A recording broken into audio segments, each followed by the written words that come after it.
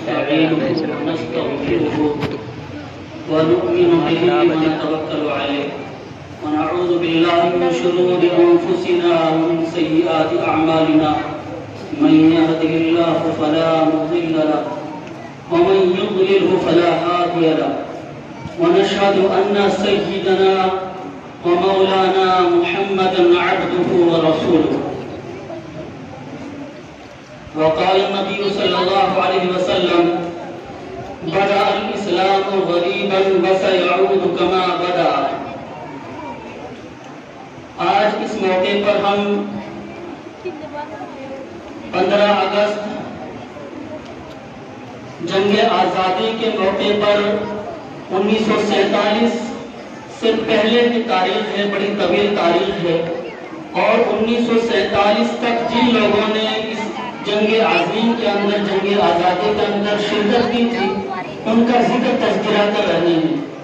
آپ حضرات بچوں کی تقریریں اور ترانے وغیرہ سن رہے ہوں گے.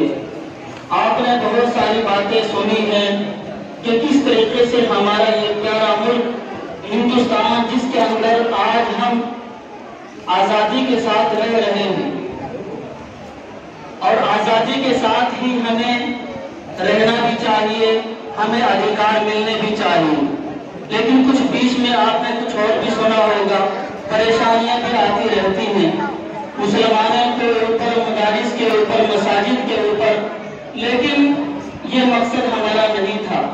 ہندوستان کو ہم سب نے جو مل کر آزاد کرایا تھا، وہ اس لیے کرایا تھا کہ ہندوستان ہی کے اندر ہم اپنے گھر بنا کر رہیں گے اور اپنے اسلامی مذہبی تشبب کے ساتھ رہیں گے، نماز پڑھیں گے اور عبادت کریں گے. تو ہندوستان کو آزاد کرایا تھا اور آج ہندوستان ہی کی آزادی کو ہم یاد کر رہے ہیں. آج 15 اگست ہے. 15 اگست کی تاریخ یہ وہ تاریخ ہے جو بہت کچھ اپنے پیچھے چھپائے ہوئے ہے.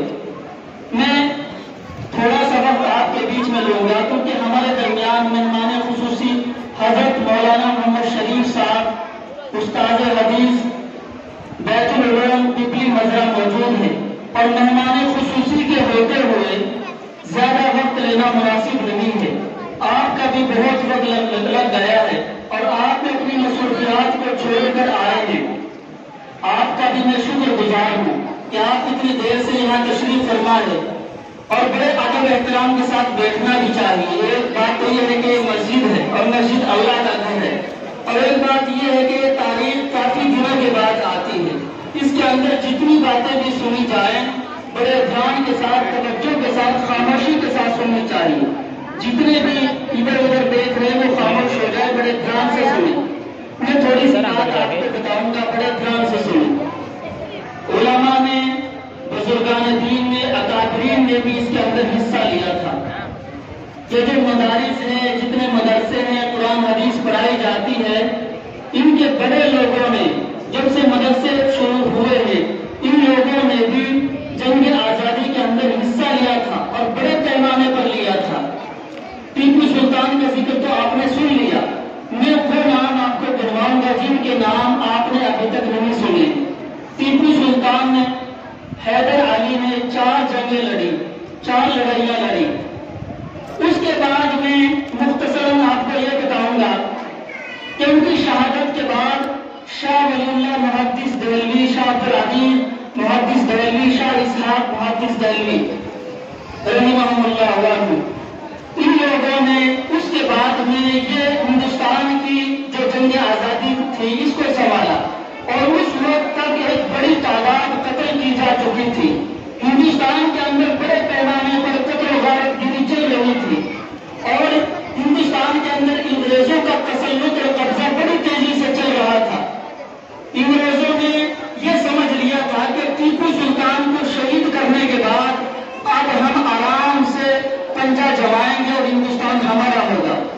لیکن ان کو کیا پتا تھا کہ ہندوستان کے اندر سے علماء کرام جنہوں نے قرآن کو پڑھا ہے، جنہوں نے حدیث کو پڑھا ہے، جنہوں نے قال اللہ قال رسول کی سرائیں لگائی ہیں اور جن کے پاس اللہ کے نبی کی وراثت ہے، وہ تمہارے اس خواب کو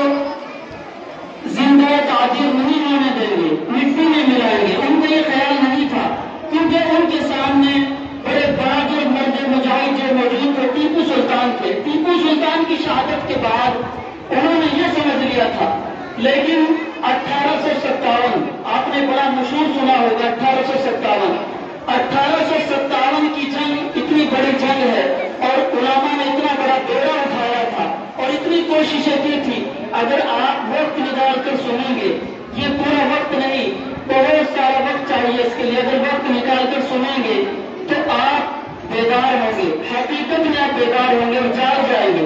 آپ سوچیں گے کہ ہندوستان کے اندر ہم اسی طرح رہتے آئے ہیں، یا ہمیں ہندوستان کے اندر کسی نے یہاں رہنے کا ادھیکار دیا ہے، کسی نے اپنی جانوں کا نذرانہ پیش کیا ہے اور کسی نے اپنے گھروں کو برباد کر دیا، اپنی جوانیوں کو چھوڑ دیا اور یہاں جیتے جی رہنا مناسب نہیں سمجھا۔ کوئی شہید ہوا تو کوئی غازی بنا، کوئی زندہ واپس آیا اور کوئی موت کے منہ میں چلا گیا۔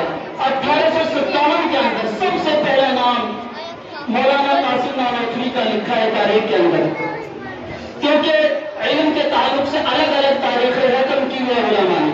حضرت مولانا قاسم نانوتوی، مولانا رشید احمد گنگوہی، مولانا منیر نانوتوی، یہ وہ لوگ تھے، حاجی عابد حسین، یہ وہ لوگ تھے، ان کی ایک لسٹ ایک فہرست ہے، جنہوں نے بڑی محنت کے ساتھ تین اور دو کے ساتھ وہ لگے رہے اپنے مشن پر۔ مولانا قاسم نانوتوی نے ایک تحریک چلائی جس کو تحریک دیوبند کے نام سے بھی یاد کیا جاتا ہے، جس کے اندر وہاں مشورہ ہوا اور یہ بات رکھی گئی کہ مدرسوں کا قیام ہونا چاہیے۔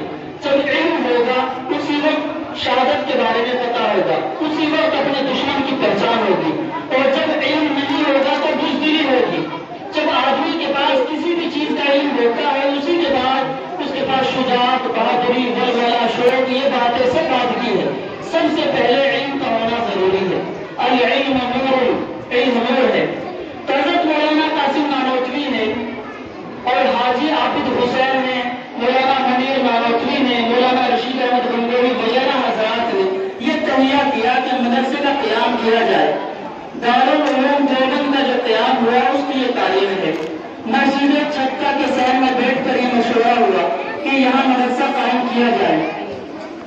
1283 ہجری مطابق 1866 عیسوی کو دارالعلوم دیوبند، جس کو ہر کوئی جانتا ہے، اس کا قیام عمل میں آیا اور اس کے بعد ایک مہم چلائی گئی کہ مدرسوں کا قیام ہونا چاہیے اور علماء کے ذریعے سے عوام تک یہ میسج اور یہ خبر اور یہ بات پہنچنی چاہیے کہ ہے کیا چیز اسلام، قرآن کیا چیز ہے، ایمان کیا چیز ہے، عقائد کیا چیز ہے۔ انہوں نے اس سلسلے کو آگے بڑھاتے چلے گئے اور انگریز ادھر سے تلاش کرتے چلے گئے کہ کہاں ہیں وہ لوگ جو ہمارا مقابلہ کرنے والے ہیں۔ شروع میں مولانا قاسم نانوتوی کے خلاف وارنٹ جاری کر دیا گیا کہ ان کو گرفتار کیا جائے، گرفتاری کا وارنٹ۔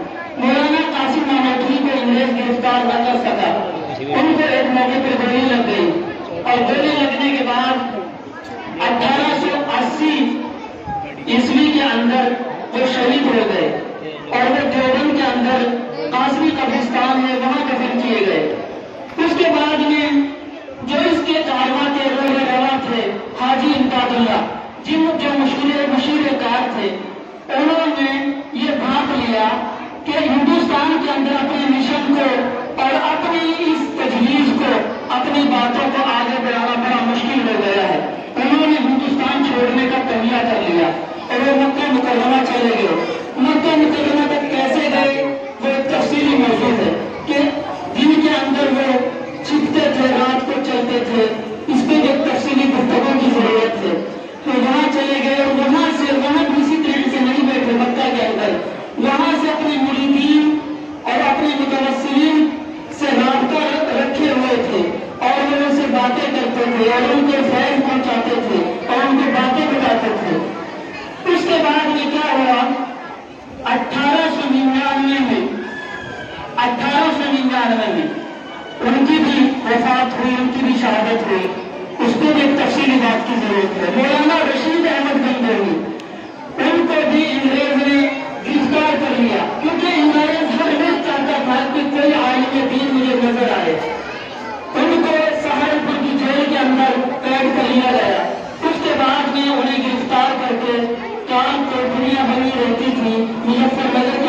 وہاں 6 مہینے قید بند کی زندگی گزارنے پر وہ مجبور ہوئے۔ یہ ایک اجمالی موضوع ہے، اجمالی موضوع۔ انہوں نے پریشانیوں کے ساتھ زندگی بسر کی، آخر کار 1905 کے اندر وہ بھی شہید ہو گئے، ان کی بھی وفات ہو گئی۔ علماء کی ایک داستان ہے، مولانا حضرت شیخ الہند جو سب سے پہلے شاگرد ہوئے دیوبند کے، اور مولانا محمود جو سب سے پہلے استاد ہوئے، اس مدرسے کو جب قائم کیا گیا، یہ استاد اور شاگرد انہوں نے بھی اپنی کوششیں جاری رکھی۔ حضرت شیخ الہند کے ایک شاگرد مولانا عبید اللہ سندھی، مولانا وحید، مولانا فضل حق، مولانا فضل ربی ایک فہرست ہے۔ مولانا عبید اللہ سندھی کو افغانستان بھیجا، اور یہ وہ لوگ تھے جو افغانستان، پاکستان اور حجاز کے اندر قاصد کا کام کر رہے تھے، اور ہندوستان اور بیرون ہند کے اندر کیا سرگرمیاں ہیں، کیا ماحول ہے، اس کی پوری خبر دیتے تھے۔